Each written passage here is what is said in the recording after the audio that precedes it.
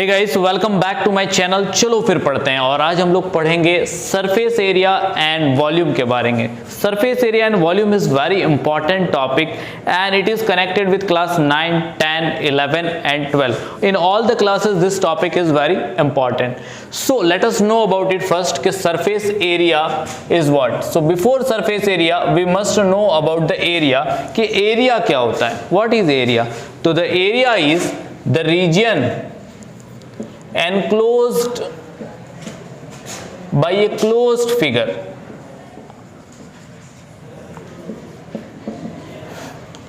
is known as its area।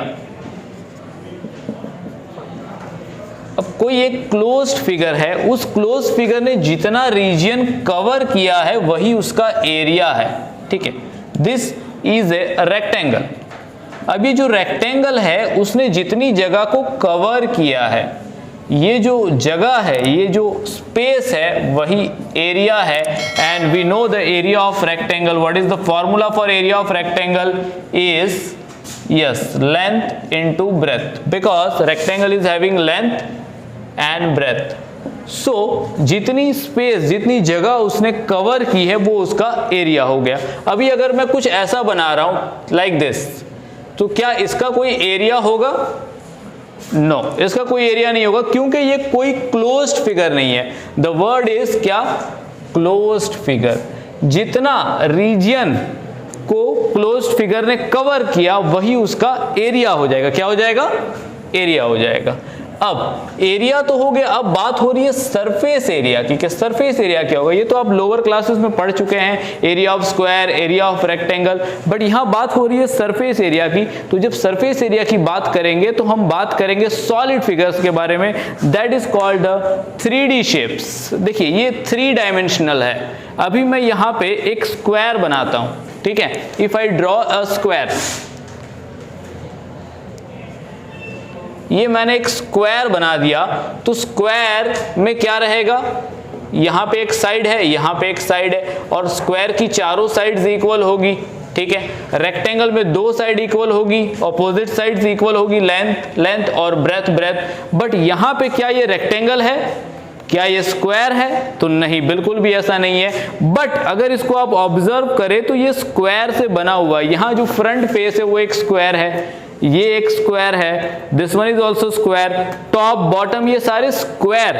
जब मैंने 2D shapes, ऐसे 2D शेप्स को उठाया और उन शेप्स को अरेंज किया और अरेंज करके अप एंड डाउन सेट किया, तो मेरे पास एक बॉक्स तैयार हो गया।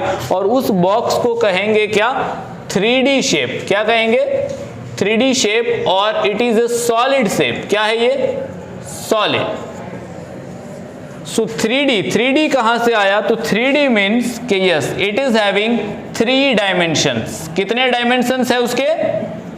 3 डायमेंशंस है। 3 डायमेंशंस कैसे, वो हम लोग पढ़ेंगे। और ये जो रेक्टेंगल है, ये स्क्वायर है, ये 2D शेप है। 2D यानी उसके 2 डायमेंशन है। आपने मूवीज देखी होंगी 5D, 6D, 7D। हम जब थिएटर्स में मूवी देखने जाते हैं या कभी कभी स्कूल्स में भी शो दिखाए जाते हैं, तो ड्यूरिंग दैट शो आप लोग देखते होंगे कि जो मूवी में सीन्स चल रहे होते हैं वो सीन्स ऐसा लगता है कि जैसे हमारे सामने हो रहे। वहां जब गोली चलती है या डायनासोर अटैक करता है स्टोरी में, तो ऐसा लगता है कि अभी अपने को खा जाएगा। Why? बिकॉज वो जो फिगर्स होते हैं उनके जो डायमेंशंस होते हैं, इट लुक्स लाइक ओरिजिनल। जैसा कि मैंने ये कहा कि ये क्या है? ये एक ओरिजिनल सॉलिड शेप है। ठीक है, तो ये जो सॉलिड है और ये प्लेन फिगर है। मैंने क्या किया है कि इस सॉलिड का एक बनाया हुआ है स्क्वायर। ऐसे कितने स्क्वायर्स इसमें यूज हुए हैं? You guys can see 1, 2, 3, 4। ठीक है, जैसे मैं जिस रूम में हूं वो रूम भी एक सॉलिड शेप है, वो भी एक क्या है? क्यूबॉइड है। उसकी 4 वॉल्स है, टेरेस है, दैट इज द टॉप है, और रूफ है और बॉटम है। तो ये जो 6 साइड्स को बना मिला के जो बन रहा है वो आपका क्या बन रहा है? सॉलिड शेप बन रहा है। और उस शेप का नाम होगा क्या? क्यूब। अगर वो स्क्वायर से बना है तो वो क्यूब होगा। क्या होगा? क्यूब। देखिए कैसे क्यूब बनेगा। I am going to draw the cube. ये आपका बन गया क्या? क्यूब। अब रेक्टेंगल्स को लेके बनेगा तो रेक्टेंगल से जो बनेगा वो बनेगा आपका क्या? क्यूबॉइड।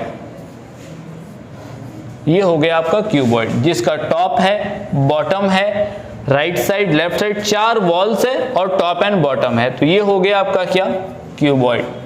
तो यहाँ पे अभी हमने क्या स्टडी किया कि एक तो होते हैं प्लेन फिगर्स, एक होते हैं सॉलिड फिगर्स। प्लेन फिगर्स के 2 डायमेंशन होते हैं, दैट इज लेंथ हो गया, ब्रेथ हो गया, यानी कि वो एक प्लेन फिगर है जिसको हम प्लेन पे ड्रॉ करते हैं।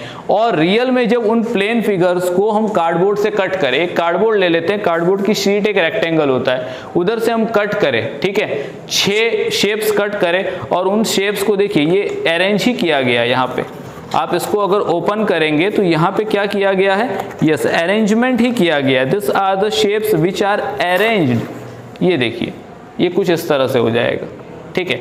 अब यहाँ पे अगर आप ऑब्जर्व करें तो कितने स्क्वायर है, 1 2 3 4 5, क्या 5 शेप्स है ना। देखिए 1 2 3 4 5, और यहाँ पे ये जो पीसेस देख रहे हो ना, ये एक, इनको जब मिलाओगे तो ये बॉटम बन गया 6ठा वाला, ये छोटे छोटे हैं, और इधर से बन गया ये 6th वाला।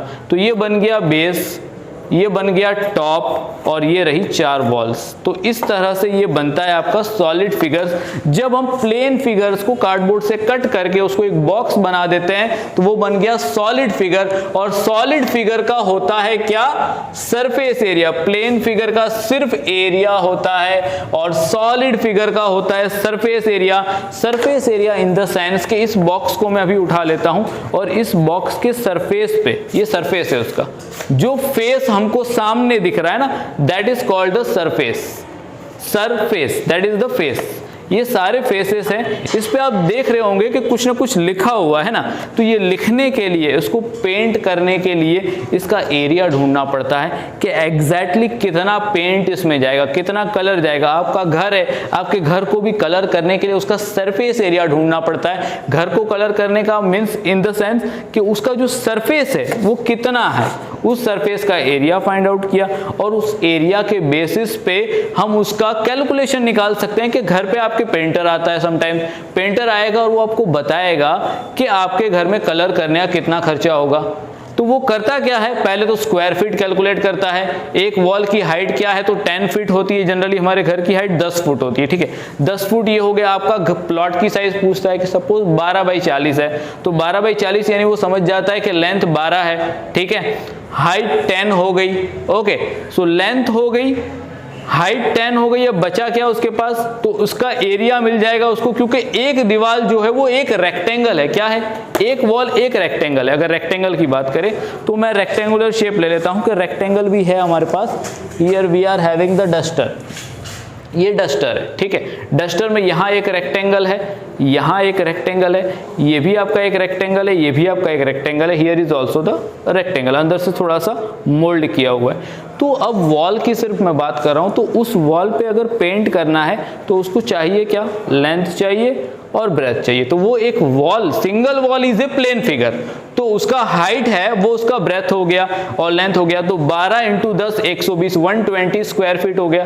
अब वो उसको कैलकुलेशन पता होती है कि पर स्क्वायर फीट या इतनी साइज की अगर वॉल होगी तो उसमें कितना पेंट लगने वाला है, कितना कलर लगने वाला है। उस हिसाब से वो मोबाइल निकालता है या कैलसी निकालता है और कैलकुलेट करके बता देता है कि आपके घर में खर्चा कितना होगा, 12,000 रुपए होगा, मटेरियल के साथ इतना होगा, विदाउट मटेरियल इतना होगा। तो ये सारी कैलकुलेशन कैसे पॉसिबल है, तो due to the surface area. तो जब भी सॉलिड फिगर्स है, वी हैव द सरफेस, और यहाँ पे आप देखिए एक बॉक्स है, लंच बॉक्स है, ये भी इसी तरह से इसका सरफेस है। उस सरफेस पे आपको सरफेस का एरिया ढूंढना है।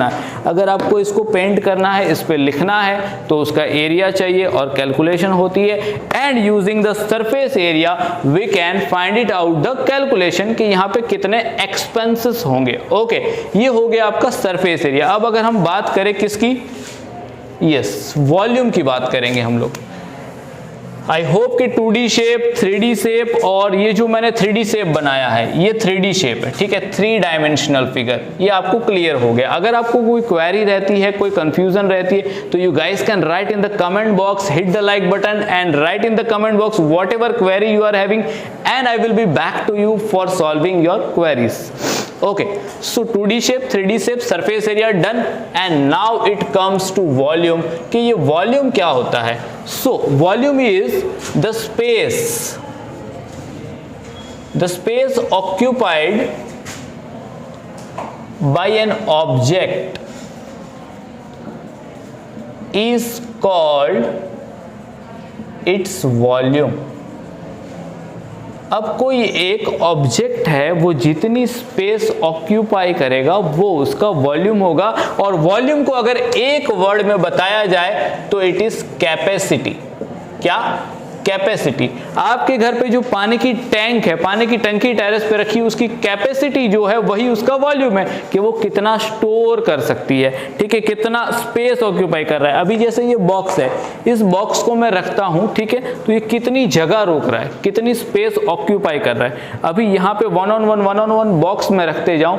अगर हम एग्जाम्पल ले गोडाउन का, तो गोडाउन में जो लोग माल भरते हैं, यानी कि बॉक्सेस रखते हैं, पार्ले जी के बॉक्स से बहुत सारा स्टोर करते हैं, तो एक लिमिट होती है ना, उस लिमिट के बाद उसमें क्या स्टोर हो पाएगा? बिल्कुल भी स्टोर नहीं हो पाएगा। एक लिमिट के बाद क्या होगा कि उसमें स्टोर होना बंद हो जाएगा, क्योंकि उसकी स्पेस है, उसकी एक लिमिट है। उसी तरह पानी की टैंक है, उसमें पानी भरते जाइए कुछ लीटर, 1000 लीटर की कैपेसिटी, तो उसके बाद जब उसमें पानी जाएगा तो वो क्या होगा?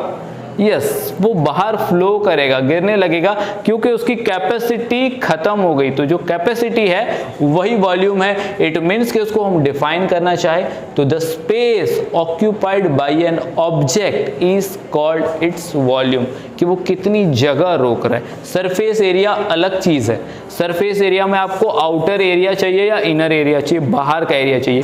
अभी आपके घर पे पानी की टंकी है, सपोज कि उसका कलर खराब हो गया है, बहुत डैमेज हो गया, तो आप उसको जब पेंट करवाएंगे तो आप उसका सरफेस एरिया ढूंढेंगे, उसका वॉल्यूम नहीं ढूंढेंगे, क्योंकि आपको उसके अंदर कलर भरना नहीं है। क्या टंकी में पूरा कलर भर देना है क्या हमको? बिल्कुल भी नहीं। क्या करना है हमको? जस्ट आउटर सरफेस को पेंट करना है। तो what we need is, we need surface area. But again उसकी स्टोरेज की बात करें, जैसे ये बॉक्स है, इसमें मुझे लिखना था तो मैंने सरफेस एरिया ढूंढा। अब मुझे ये चौक बॉक्स है, इसमें चौक भरने हैं, ठीक है, क्या भरना है? सपोज चौक भरने, तो चौक उसके अंदर रखने के लिए उसकी एक लिमिट है कि 100 स्टिक्स इसमें आ पाएगी। 100 के बाद मैं स्टिक रखूंगा तो इसमें स्पेस ही नहीं है ना, तो वो उसका वॉल्यूम हो गया कि वो कितनी कैपेसिटी रखता है, दैट इज द वॉल्यूम। और जब आउटर सरफेस की बात करें या इनर सरफेस को भी पेंट करना है तो वो सरफेस एरिया होगा, ना कि वॉल्यूम होगा। तो this is the difference between surface area and volume. So in day to day life we have many applications for this surface area and volume. बहुत सारी ऐसी चीजें आती हैं जिनका हमको सरफेस एरिया की जरूरत पड़ती है और वॉल्यूम की, ठीक है। अभी टैंक, और टैंक को आउटर में कलर करना, दैट इज सरफेस एरिया होगा। इनर साइड में उसको कुछ फिलअप करना है तो वो क्या हो गया? उसका वॉल्यूम हो गया। So here we have done the concept of surface area and volume. अब हम इसको डिस्क्राइब करेंगे नेक्स्ट वीडियो में कि ये जो हमने बनाया है क्यूबॉइड, उसका एरिया कैसे फाइंड करेंगे। रेक्टेंगल का एरिया तो हमने पता कर लिया कि L into B, simple length into breadth करेंगे, एरिया ऑफ रेक्टेंगल मिल जाएगा। आपका कोई प्लॉट है, कोई जमीन है, तो उसका एरिया ढूंढना है तो आपको तुरंत पता चल जाएगा लेंथ इंटू ब्रेथ करने से। बट उस जमीन के ऊपर मकान बना हुआ है, तो मकान के अंदर कितना उसका स्पेस है, क्या सरफेस एरिया है। मकान को अगर कलर करना है तो वो एक बॉक्स है जो बना हुआ है, वो 3D शेप है, बॉक्स है, तो उसको कलर करना है आउटर या इनर, तो यू नीड सरफेस एरिया, ठीक है। So in the next video we will discuss about this cuboid and this cube, के उसका सरफेस एरिया का फॉर्मूला क्या होगा, सरफेस एरिया कैसे फाइंड करेंगे और वॉल्यूम कैसे फाइंड करेंगे। So will meet in the next video. So goodbye and take care.